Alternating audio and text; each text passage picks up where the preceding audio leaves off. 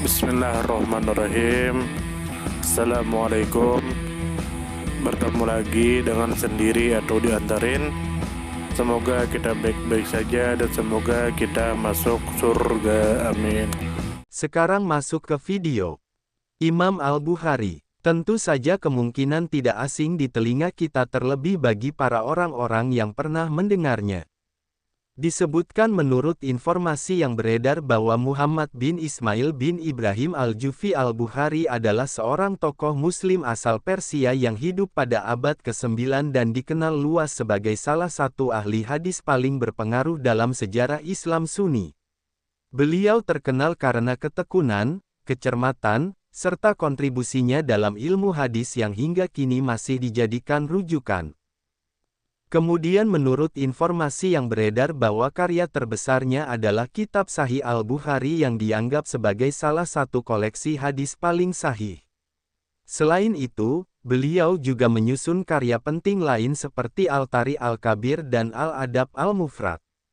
Kitab-kitab ini tidak hanya memuat hadis, tetapi juga memberikan gambaran mengenai sanad, perawi, serta tata cara berperilaku yang mulia.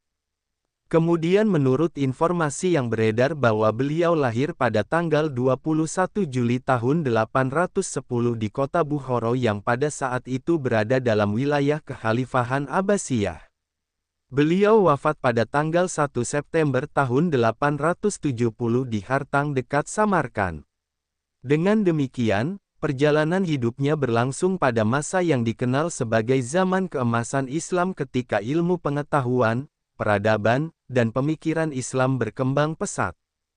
Kemudian menurut informasi yang beredar bahwa tempat kelahiran beliau adalah Bukhara yang kini termasuk wilayah Uzbekistan. Beliau dimakamkan di Masjid Imam Bukhari dekat Samarkand. Dalam perjalanan hidupnya, beliau melakukan pengembaraan ke berbagai pusat pembelajaran Islam di Suriah, Kufah, Basra, Mesir, Yaman dan Baghdad. Kemudian menurut informasi yang beredar bahwa beliau melakukan perjalanan panjang ke berbagai pusat ilmu untuk belajar langsung dari para ulama terkemuka dan mengumpulkan hadis dari sumber terpercaya. Tujuan dari perjalanannya adalah menyaring dan mengklasifikasikan hadis sehingga dapat memberikan panduan yang jelas, sahih, dan bermanfaat bagi umat Islam.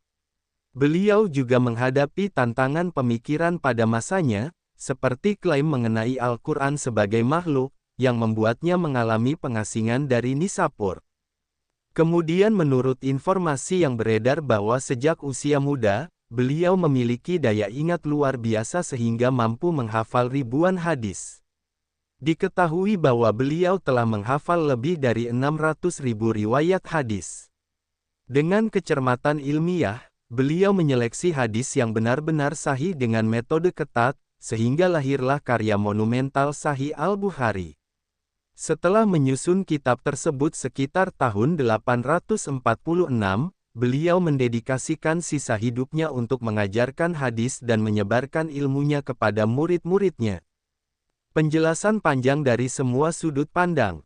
Dari sisi sejarah, kehidupan Imam Al-Bukhari menjadi gambaran nyata tentang kesungguhan ilmuwan muslim dalam menjaga kemurnian ajaran agama.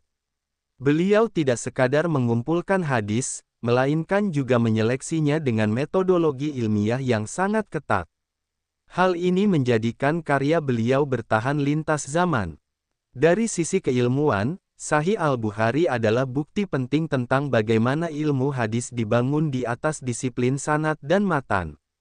Kitab ini menjadi rujukan utama dalam kajian hadis, tafsir, hingga fikih.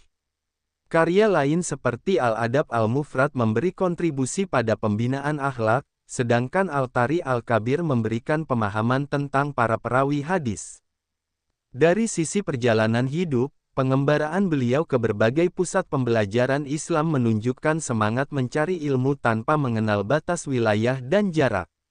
Perjalanan ke Suriah, Kufah, Basra, Mesir, Yaman, dan Baghdad mencerminkan keluasan pandangan dan keterbukaan dalam menimba ilmu. Dari sisi sosial, beliau menghadapi tantangan intelektual yang berat, termasuk perdebatan tentang kedudukan Al-Quran. Meski mengalami pengasingan, beliau tetap teguh pada keyakinan dan terus melanjutkan dedikasinya terhadap ilmu hadis. Dari sisi peradaban, karya beliau lahir pada masa zaman keemasan Islam, ketika ilmu pengetahuan berkembang pesat. Hal ini memperlihatkan bahwa perkembangan keilmuan Islam tidak dapat dipisahkan dari semangat tokoh seperti Imam Al-Bukhari yang berkontribusi menjaga otentisitas ajaran Islam. Dari kehidupan Imam Al-Bukhari dapat diambil pelajaran bahwa kesungguhan, kejujuran, dan ketekunan akan menghasilkan karya yang bermanfaat lintas generasi. Perjalanan panjang beliau untuk menuntut ilmu mengajarkan bahwa ilmu membutuhkan pengorbanan.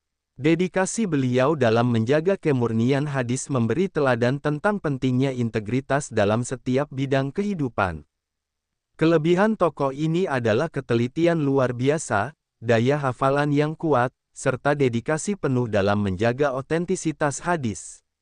Karyanya menjadi warisan abadi bagi dunia Islam. Kekurangannya dapat dilihat dari sisi tantangan hidup yang beliau hadapi, yaitu adanya perbedaan pandangan teologis yang membuatnya diasingkan. Namun hal ini justru memperlihatkan bahwa setiap ilmuwan besar tidak lepas dari ujian.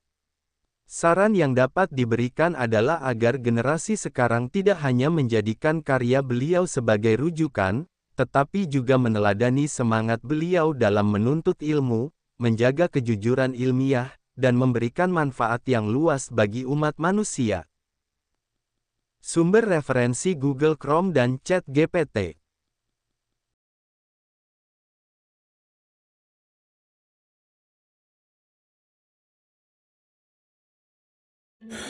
Tentu kita tahu bahwa dalam setiap perjalanan hidup selalu ada saat ketika diri kita merasa lelah, goyah, bahkan ingin menyerah.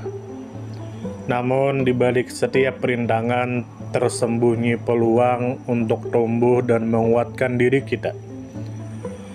Hari ini adalah kesempatan baru, saat yang tepat untuk kembali menyusun niat, memperbaiki langkah, dan meyakini bahwa setiap tetes usaha tidak akan pernah sia-sia. Bangkit bukan karena tidak pernah jatuh, tetapi karena memilih untuk tidak tinggal dalam kejatuhan. Teruslah melangkah meski perlahan, karena selangkah lebih dekat adalah lebih baik daripada diam dalam keraguan. Ya Allah, ya Tuhan kami yang Maha Pengasih lagi Maha Penyayang, jadikanlah hidup kami ini sebagai ladang amal yang penuh berkah. Berikan kekuatan untuk terus menebar kebaikan di dunia. Anugerahkan kemudahan dalam menghadapi segala ujian, dan karuniakan akhir kehidupan yang baik. Lindungi diri kami dan keluarga dan fitnah dunia yang menipu. Jadikanlah akhirat kami sebagai tempat peristirahatan terbaik, dan masukkanlah kami ke dalam surga-Mu bersama orang-orang yang Engkau cintai, serta jauhkan kami dari siksa api neraka dan kemurkaan-Mu yang tak tertahankan. Kepada setiap orang yang pernah hadir dalam perjalanan ini, terima kasih atas waktu, kebaikan, dukungan, bahkan teguran. Maafkan atas setiap kata yang menyakiti, sikap yang mengecewakan, atau hati yang mungkin belum sepenuhnya mampu menjaga. Manusia tidak pernah sempurna, namun ketulusan untuk tetap terus belajar dan memperbaiki diri tidak akan pernah padam. Tentu kita tahu bahwa kebaikan tidak selalu datang dalam bentuk besar. Terkadang senyum kecil yang tulus, tangan yang ringan membantu, atau telinga yang mau mendengarkan sudah cukup untuk mengubah hari seseorang menjadi lebih bermakna.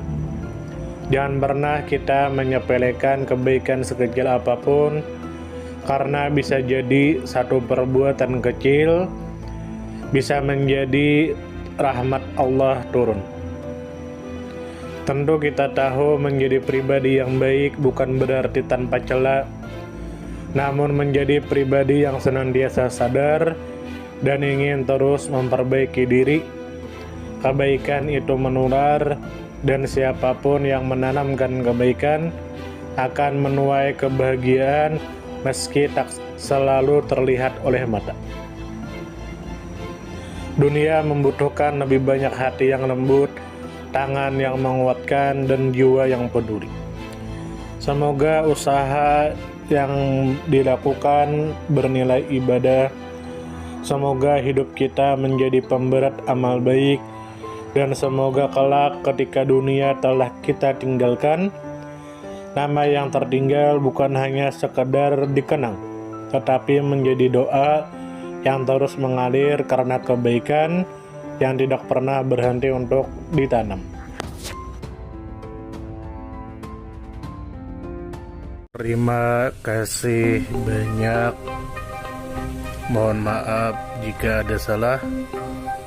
Silahkan jika suka ditekan tombol like, silahkan share, dan jika ingin memberikan saran dan komentar, silahkan komen.